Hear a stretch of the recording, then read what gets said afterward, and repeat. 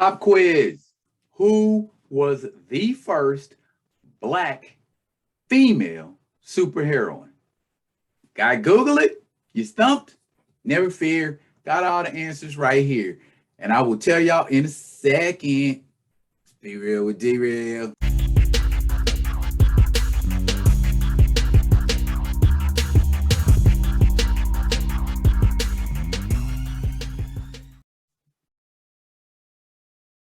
Hello, hello, hello, and welcome to another Be Real with D-Real, where edutainment is what I do. Hey, y'all, I am going to start a new series. I'm going to call it Black Girl Superhero Magic, because I don't think enough attention is being brought to female Black superheroines. It's almost as if they don't exist, and we know they do. And just so y'all know, the first female Black superheroine was Bumblebee in DC continuity. Okay, we often argue that because there's a lot of controversy tied up in there. Karen Beecher, aka Bumblebee, made her first appearance in Teen Titans number 45 and debuted as Bumblebee in Teen Titans number 48, 1977. Storm precedes that. Storm made her debut in Giant Size X-Men 1975. So why is this narrative going around that Bumblebee is the first Black superhero? She's the first Black superheroine in DC Comics continuity. A lot of people will argue that by saying that Nubia is the first Black superheroine in DC Comics because she made her debut in Wonder Woman in 1973, but she wasn't costumed and she was not a superhero. She was simply a Black character who appeared in Wonder Woman comics. All right, now, Karen Beecher was the girlfriend of Malcolm Duncan, aka the Teen Titan known as Harold. You ever heard of him? I know, right? He was also a Black superhero, but there wasn't a whole lot super about him. He had a horn. He played a horn that let off, sonic blast, and later on it was tweaked to where it could teleport him different places. Okay, I've never been one for the superheroes that were just gimmicks that didn't have something else to go with that gimmick, but hey, it is what it is. Anyway, Karen Beecher was a real girlfriend. She was really down for Malcolm, and to the point where Malcolm wasn't very happy being a Teen Titan because, you were in there with Amazons and folks who used to be sidekicks of Green Arrow and Batman and Aquaman. Regular old brother from the hood kind of pales in comparison to all of that. And Karen didn't like it.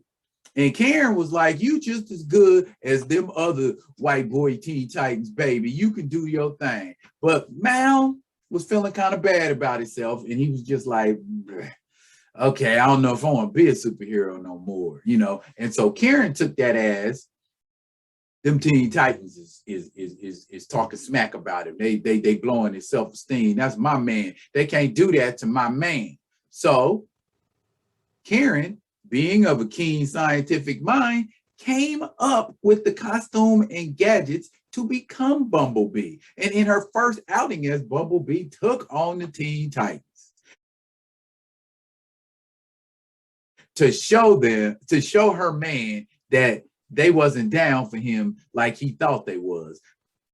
But she was incorrect in her assumption. The Titans were indeed down for Mal, and they fought to keep Karen Beecher off of him. And soon after that, she revealed to them that, hey, y'all know what? I was Bumblebee, and I did what I did because I felt like y'all was doing my man dirty, and y'all needed to put some respect on his name. So they couldn't argue with that. They're like, okay, you was about it, so we would like you to join the Teen Titans. Awesome. Now,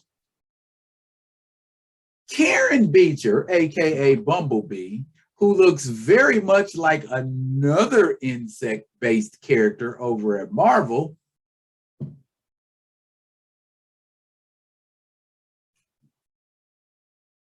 Yeah, exactly. Next time you a DC person talk about Marvel always biting their characters, think again. Anywho, like I said, she suffers from non-exposure. We didn't see enough of Bumblebee um, in the DC universe. She made sparse appearances throughout the 70s and the 80s, and then at one point just retired altogether and went to work at Star Labs so she could put that scientific expertise of hers to work. She came back later on in like say like the 90s, somewhere like that, and kind of came back and worked with the Titans. But ultimately, in current continuity, and when I say current continuity, I mean because she debuted pre-crisis, okay? And then she was around post-crisis, 0 Hour, on and on and on, New 52, Rebirth, and then 1 year later, we find Karen Beecher Duncan has had a child, and she was in some adventure where she got into an accident with Zeta Beam technology, which caused her to start shrinking. So she ended up going where all of the misfit superheroes end up going in the DC universe, to the Doom Patrol. So Niles Calder was able to help her halt her shrinking because it was causing her heart to go into cardiac arrest, which makes a lot of sense. And she is currently at a height of about 7 inches. So she's about the size of an action figure. And speaking of action figures, Bumblebee is one of the few Black superheroines who has one.